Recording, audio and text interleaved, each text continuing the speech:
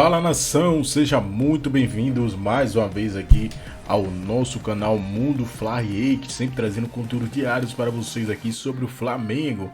Então, se você é novo aqui no nosso canal, puder nos ajudar a trazer conteúdos diários para vocês com notícias de pré-jogo, pós-jogo, análise completa para você não perder nada do mais querido e mais amado do Brasil.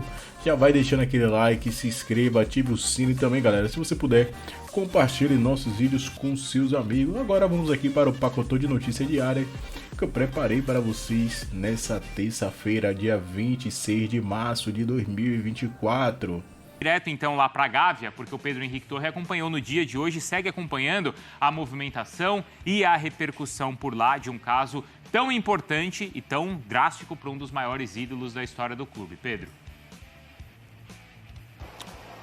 Tudo bem, Bruno? Grande abraço para você aí, também para o Donk, para o Marra.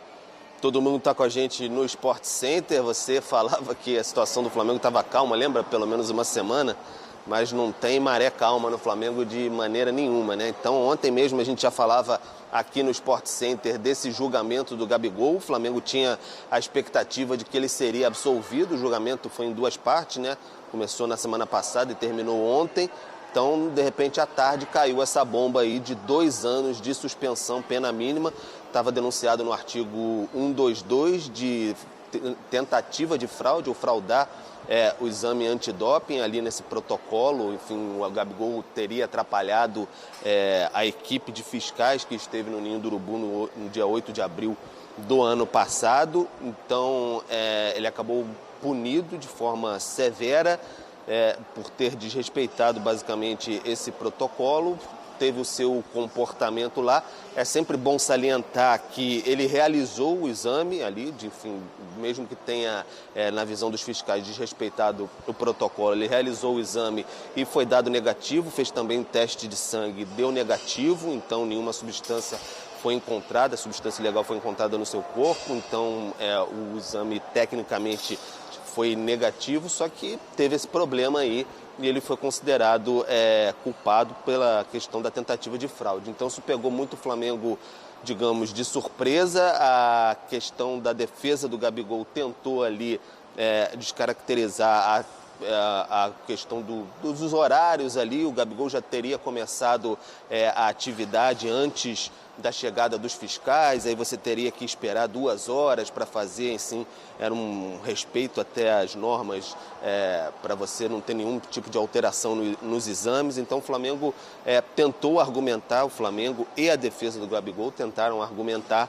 mas não foi possível, acabou punido e já a partir de hoje ele não pode frequentar, por exemplo, o CT do Ninho do Urubu, então aqui mesmo na Gávea, quiser vir treinar por aqui, ele não pode. Nenhuma instalação do Flamengo ele não pode frequentar, por exemplo, os bastidores dos jogos. Se ele quiser ir ao Maracanã, tem que comprar ingresso e ir ao Maracanã. Frequentar na arquibancada, enfim, ou ser convidado em um outro camarote que não esteja relacionado ao Flamengo, tem que estar à parte do exercício da sua profissão, porque ele está punido mesmo, o Gabigol. Então é uma situação complicada. O Flamengo acredita que vai conseguir inverter essa situação na Corte Arbitral do Esporte, o CAS. Imediatamente vão tentar um efeito suspensivo e aí depois esse recurso para tentar a absolvição do atleta. O Flamengo tenta ali dar um apoio possível. O contrato, por enquanto, está mantido. O artigo 28 da Lei Pelé permite ao Flamengo, por exemplo, suspender esse contrato por conta de uma questão de antidoping, enfim, de uma questão de punição de doping, mas até o momento a decisão é do presidente Rodolfo Landim. O contrato vai ser mantido. O contrato, como eu disse aí agora há pouco, vai até o fim de 2024 e a punição que está mantida até agora é até abril de 2025. Então vai demorar mais um pouquinho aí. Vamos ter muitos capítulos dessa novela, a gente pode dizer, Gabigol, que já estava sendo no campo da renovação e também das possíveis transferências dele para, enfim, Corinthians ou outro clube. Agora vai ficar nesse campo aí do volta, não volta, quando é que ele pode treinar e jogar ou não nessa questão do antidoping. Bruno. Ainda aí na Gávea ontem, não é, Pedro? No lançamento do livro, de um novo livro sobre a história do Zico, a Daniela Boaventura conversou com um grande ídolo do Flamengo e ele falou também sobre o caso envolvendo o Gabigol. Vamos ver. Já vou logo dizendo, né? Se não tiver lugar para treinar, o Centro de Futebol Zico está à disposição para ele trabalhar a hora que ele quiser, de manhã, de tarde, de noite, não tem problema. Lá é a casa do futebol, então não tem problema. A gente fica muito triste com uma situação como essa. Eu acho que o único lado positivo de tudo isso que está sendo desenhado é que ele não foi punido por ter jogado dopado. E isso talvez pudesse vir a ser o maior agravante para um jogador de futebol. Deve ter recurso por parte do Flamengo, mas é ruim para qualquer jogador de futebol não poder treinar com a equipe e ter que estar tendo uma força de vontade muito grande para treinar separado, se manter em forma durante um período como esse, entendeu? Então, como eu gosto dele, acho que ele é um cara que deu muito e pode continuar dando ao Flamengo, que o CFZ se coloca à disposição no que for preciso para ele, no que tiver que ajudar ele. Agora só vou dizendo, né? Nós temos uma pelada lá de quarta-feira, não vai pensar que vai ser fácil para ele jogar não, porque aí complica. O Pedro Henrique Torres segue com a gente, mas a gente vai também direto para a Europa. Lá na Espanha, o André Linares também repercute essa informação por lá e traz para a gente os próximos passos, Linares, porque a Corte Arbitral do Esporte, então, na Suíça, deve receber, então, esse pedido de recurso. É a instância que o Flamengo pode agora levar o caso para tentar absolver. É a máxima instância do esporte, um órgão estabelecido desde 1984, justamente para estas questões esportivas que vão, por exemplo, de contratos entre clubes e jogadores, como também situações como essa envolvendo a questão antidoping, que é o caso agora do Gabriel Barbosa, um órgão que é independente de federações, de clubes e que tem um painel de mais de 300 especialistas esportivos e aí depois eles vão então, a partir do momento que chegue esse recurso, definir 3 juízes que estarão à frente desse caso, que vão então fazer toda essa avaliação. É a última instância nesse sentido, embora, como esteja, como você disse, estabelecido na Suíça, há alguns casos em que chegou até o Supremo Tribunal da Suíça, mas mais por uma questão de avaliação de como foi feito o processo do que propriamente pelo caso em si. Então acaba sendo o principal ponto para o Flamengo, como já explicou, né, em nota que vai seguir nesse momento, sempre se conseguir antes um efeito suspensivo aí poderia trazer novamente o Gabriel Barbosa para estar participando com a equipe, mas enquanto isso depende desse recurso que leva alguns meses, não é algo também tão imediato para ser resolvido pela Corte Arbitral do Esporte.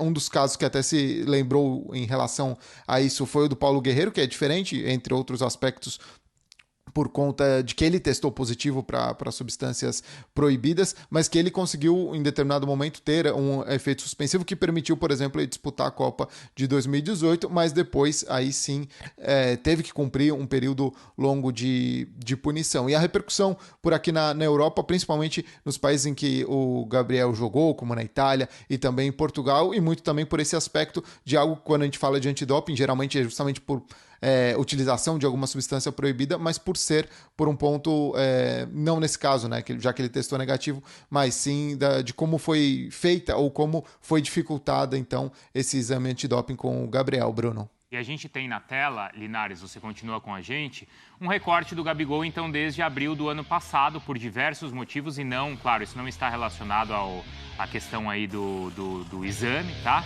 Mas por diversos motivos ele acabou perdendo espaço no time. O que representa ficar sem poder praticar a sua profissão durante tanto tempo, né? Sim, pesado isso. Por outro lado, a gente precisa contextualizar. O antidoping, e aqui tem um ciclista, né, ao meu lado esquerdo, o antidoping, a luta do antidoping, ela é vista como luta do bem contra o mal. De gente que trabalha sério o ano inteiro ou a vida inteira contra gente que usa de artifícios não legais para ter tempos, por exemplo, melhores que o outro que está trabalhando feito louco, que está mudando a vida. Não estou falando que esse é o caso do Gabigol, mas é preciso, quem está no esporte, e nós jornalistas, a gente tem que entender que a turma da dopagem chegou. Respeito. Máximo respeito. Máximo respeito. Tipo, é ridículo isso, mas quando você está assim, passando no aeroporto, você sabe que você não pode falar algumas palavras. Isso. Você não pode cochichar no ouvido de alguém e falar, uma bomba. Não fala um negócio desse, cara. Nem brincando. Porque isso alguém está vendo e alguém vai te pegar. Porque isso é sério. É seríssimo. Isso. Então, esse tipo de coisa a gente não brinca. E no antidoping, na comissão de dopagem, não tem brincadeira. Mas eles chegaram depois, eles chegaram antes. Então, para o que você está fazendo. Para o que você está fazendo, por quê? Porque aquela luta é sua. É a luta do Gabigol. É para te proteger. É exatamente. É a luta dele contra alguém que joga dopado.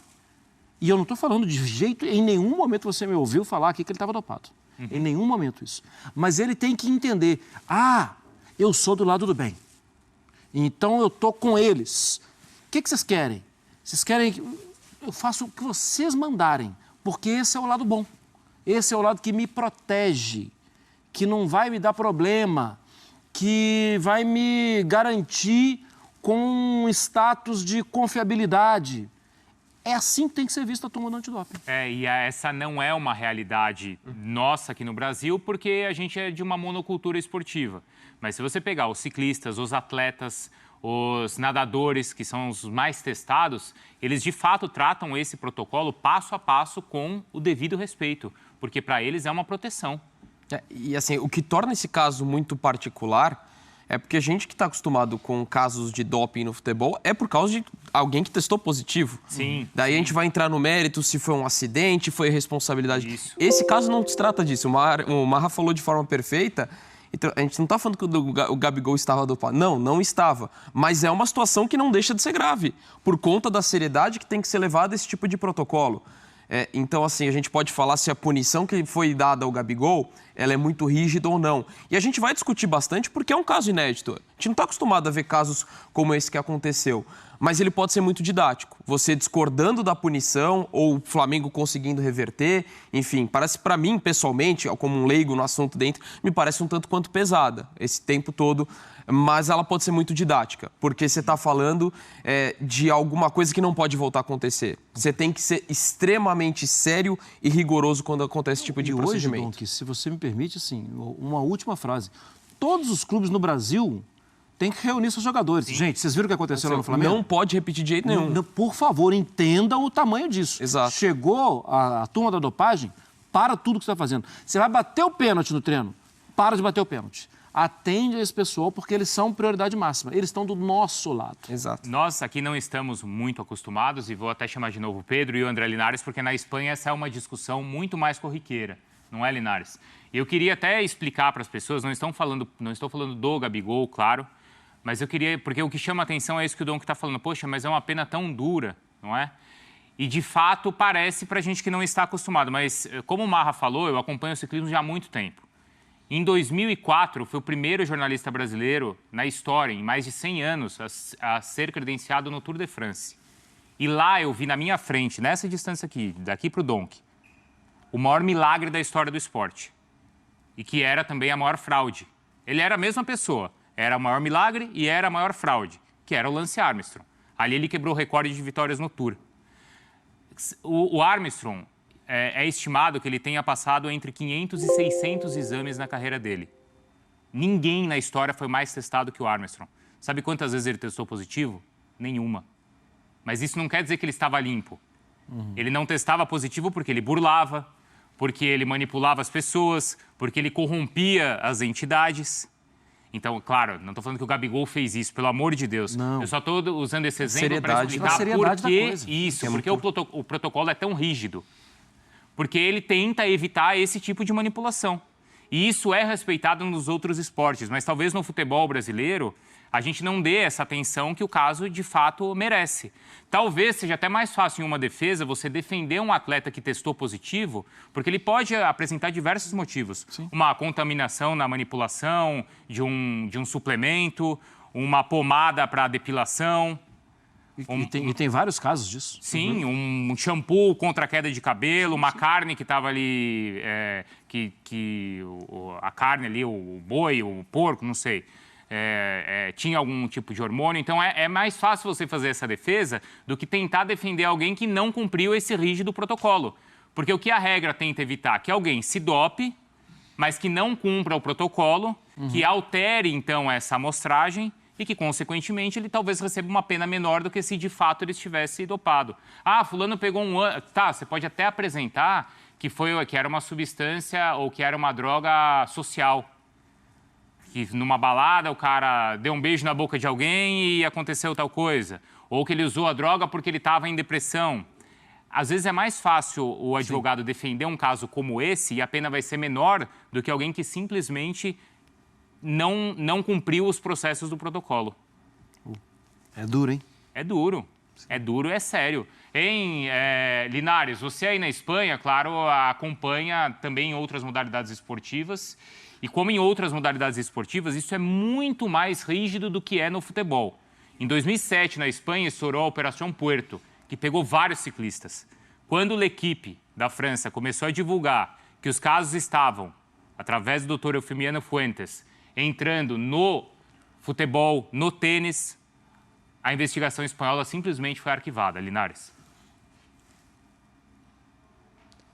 Pois é, Bruno, um ponto que você tocou que é muito importante, que é em relação aos outros esportes, né? Ainda mais quando a gente fala também de esportes individuais, esse é um aspecto que exige uma seriedade muito grande e como cada um também vai enxergar, justamente de ser nesse ponto em que, digamos, quem está no trabalho de antidopagem está jogando a favor de quem está atuando de maneira correta, de maneira limpa, né? Então, esse ponto realmente existe uma preocupação muito grande e talvez a palavra seja muito essa, da seriedade com que tem que ser encarada e como é encarado uma situação como essa de fazer o procedimento correto, porque ainda no final das contas você não gerar uma prova, ao final não fazer da maneira correta e não gerar essa prova do exame antidoping. Um dos pontos, até voltando só nesse aspecto em relação à situação do Gabigol e de como vai ser agora também entrando com esse recurso na Corte Arbitral do Esporte, ele pode entender que não vale a suspensão, então ele ser absolvido nesse ponto, ser mantida até abril do ano que vem, ou até mesmo ser aumentada, caso também o Tribunal de Justiça Desportiva Antidopagem também entre com esse recurso, ou seja, poderia até aumentar chegando aos 4 anos, né, de abril do ano passado, completando 4 anos para essa punição do Gabigol. Ainda tem esse risco e por isso, não é, Pedro, que a gente conversava, né, Marra? Tem que ser não só uma assessoria jurídica importante para o Gabigol, mas de fato até psicológica, né? Porque você imagina um atleta, né? Independentemente do tamanho, mas o Gabigol é um cara grande, é um cara que tem a vaidade dele e de repente ficar afastado, nem poder treinar. Não, o que o Pedro disse, ele não, em várias situações não vai poder ver o time dele jogar. Exato, exato. É pesado para ele. Então, mas, sim. É o que está ali na regra diante de tudo isso que a gente expôs, Pedro. Então, até esse lado também psicológico, o Flamengo vai ter que ter esse cuidado com o atleta. Pois é, Bruno, é uma situação exatamente delicada por conta disso, né? Porque ele fica, o atleta, a partir do momento que ele é punido, ele fica bem marginalizado mesmo, ele não pode ter convívio com os outros atletas ali naquele dia a dia. O Gabigol pode manter a sua forma na academia de casa, enfim, mas é muito diferente você participar de atividades táticas, técnicas com seus atletas, o convívio no dia a dia, um atleta profissional acostumado, ele foi um jogador que estreou profissionalmente aos 16 anos, inclusive contra o Flamengo lá em Brasília, na despedida do Neymar. Então ele tem 27, então são 11 anos de profissional. Então imagina a falta que ele vai sentir nesse período todo. Um atleta muito competitivo, gosta muito daquele clima de competição. Então realmente ele vai precisar de um suporte nesse sentido. E também vai poder fazer uma reflexão sobre se o comportamento dele foi o correto diante desse protocolo rígido que de fato existe, todos sabem, todos entendem que é assim. O Flamengo e a defesa do Gabigol tentam contestar, até em apuração, o companheiro Pedro Ivo Almeida também, a gente conversando, o Flamengo e a defesa do Gabigol tentam contestar com contestaram, na verdade, com imagens de vídeo e tudo mais, o horário de chegada dos fiscais, também a questão do horário do Gabigol, se ele já estava em atividade, se ele poderia ou não. Mas o que a gente conversa com algumas pessoas, embora dentro do Ninho do Urubu muita gente, a maioria absoluta, assim, tenha ficado revoltada até com o tamanho da punição, porque considerou desproporcional, embora esteja lá no artigo, né, foi uma punição mínima diante do que ele foi denunciado, porque ele não foi... A revolta é porque ele não teve nenhuma substância encontrada, enfim, ele não deu como positivo. Nós todos entendem que foi o seguinte, como é que foi a postura do Gabigol nesse dia? Tudo mais? Ele foi o jeito Gabriel. Então, dentro do Ninho do Urubu, está muito se acostumado com o jeito Gabriel de ser. Às vezes ele tem esse jeito meio intempestivo mesmo de ser no dia a dia. Difícil às vezes de lidar, tem dias bons, dias ruins. Foi uma semana lá complicada, se você lembrar lá atrás, foi justamente aquela semana que ele tinha sido barrado no primeiro jogo da final do Campeonato Carioca, 2-0, e logo depois saiu na zona mista. E mesmo barrado, não entrando, e deu aquela declaração que aí ia disputar a vaga com o Pedro, agora ele queria jogar, então ele queria jogar como centroavante ali no meio, e depois foi jogar contra o Alcas, no time reserva, na estreia na Libertadores, o Flamengo perdeu, e logo no sábado, antes daquele 4-1 sofrido para o Fluminense, que foi esse exame surpresa ali. Então uma semana já mais conturbada. Por exemplo, o Gabigol, quando disse que ia para a zona mista do Maracanã e acabou dando aquela declaração, foi avisado internamente, o Gabigol está meio insatisfeito, vai para a zona mista. Não foi feito um movimento de contenção, até para sorte nossa, para a imprensa é muito bom que o Gabigol fale, mas não foi feito um movimento interno de contenção. Ele foi para a zona mista e estava meio de cabeça quente, acabou dando aquela declaração de disputa com o Pedro. Então foi uma semana mais turbulenta, é um jogador que tem que ser administrado nesse sentido, entende-se internamente, mas agora que ele foi punido, o Flamengo vai dar esse suporte ao jogador, é um ídolo mais do que histórico do Flamengo, né?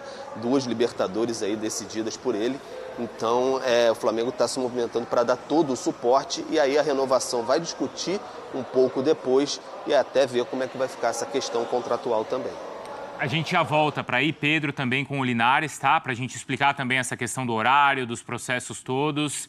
Por que o Gabigol não pode treinar? Também acho que é importante isso, né? Com o Flamengo, a gente... Notícia quente do dia aí, galera. Dessa terça-feira acabou de ser atualizada aqui pelo portal Bola VIP, trazendo as informações sobre o Flamengo. 162 milhões de reais ao equipe de Olympique de Marseille aí, para vocês que não conhecem, equipe da França aí, que ex-jogador, já grandes jogadores brasileiros aí, né, como Gerson, que hoje está no Flamengo aí, já atuou aí. Vai fazer uma grande proposta do Flamengo aí. Pretende fazer uma grande proposta aí, né, para tirar o defensor do Flamengo.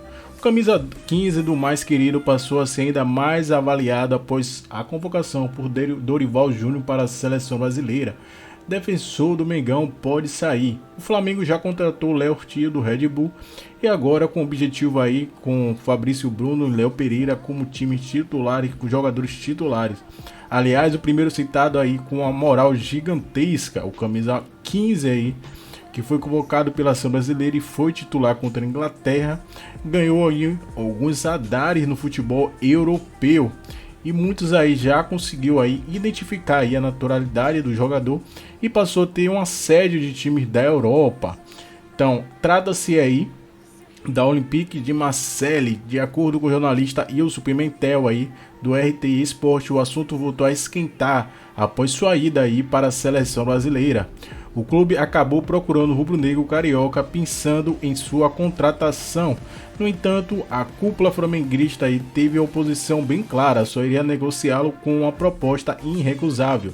Ele é considerado essencial para o time e o vice-presidente do Flamengo, Marcos Braz, teria prometido aí para o Tite não enfraquecer o elenco. Além disso, a publicação informa que a única chance dele sair seria cerca de 30 milhões de euros, equivalente a 161 milhões de reais na cotação atual para clubes do exterior aí. Essa aí que seria uma proposta do Olympique de Marseille, se quiser realmente tirar aí esse jogador do Flamengo aí, né? Eu acho difícil aí ver uma proposta de 160 milhões de reais para um jogador de 28 anos.